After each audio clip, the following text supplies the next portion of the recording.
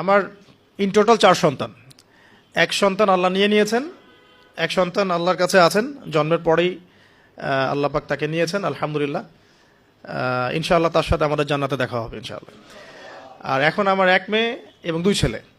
তো প্রত্যেক ছেলে এবং মেয়ের সময় ওয়াইফকে ঢোকানো হয়েছে আমি জায়নামাজেই, যতক্ষণ পর্যন্ত বাচ্চা আমার হাতে আসে না আমি জায়নামাজেই ছিলাম।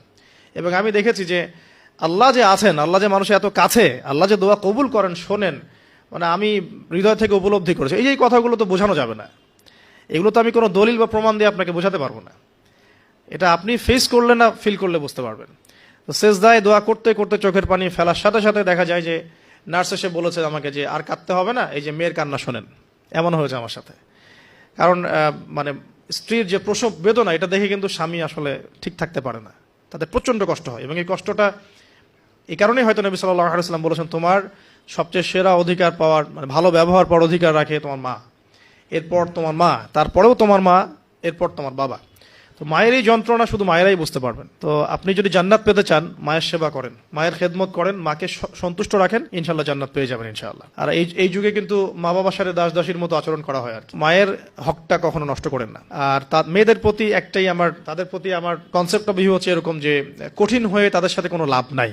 আসলে আদতে আলটিমেটলি কঠিন হয়ে কোনো লাভ নাই। 2-1 দিন হয়তো ঝগড়াঝাটি হতে পারে, মনোমালিন্য হতে পারে, কিন্তু কঠিন হয়ে তাদেরকে লাইনে আনা খুব একটা যায় না। নরম হয়ে বুঝিয়ে সুজিয়েই, ভালো ব্যবহার, ভালোবাসা, মহব্বত দিয়েই সম্ভব ওদের মন জয় করা, আদারওয়াইজ সম্ভব না। তো খেয়াল রাখবেন এই বিষয়গুলো।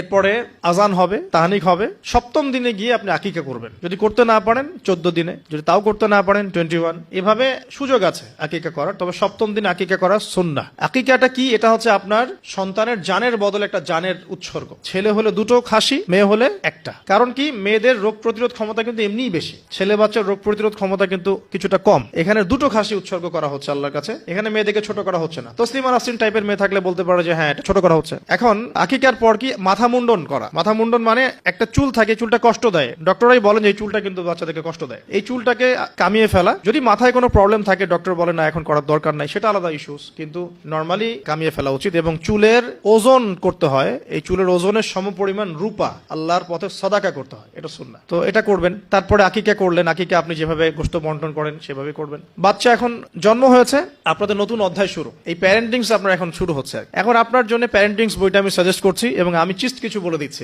দেখুন, আদম আলাইহিস সালামের দুই ছেলের সম্পর্কে প্যারেন্টিংস এর মধ্যে কথা এসেছে। আদম আলাইহিস সালামের 2 ছেলের সম্পর্কে কিন্তু কথা এসেছে। 1 নাম্বার হাবিল কাবিলের ঘটনা মনে আছে? 2 সন্তান পরস্পরে হিংসা বশত কিন্তু এক ভাইকে হত্যা করে ফেললো। যদি আপনাদের একাধিক সন্তান থাকে, কারো প্রতি পক্ষপাতিত্ব করতে চান না, তাহলে কিন্তু হাবিল কাবিলের মতো সম্পর্ক করে উঠবে আর কি। আর এই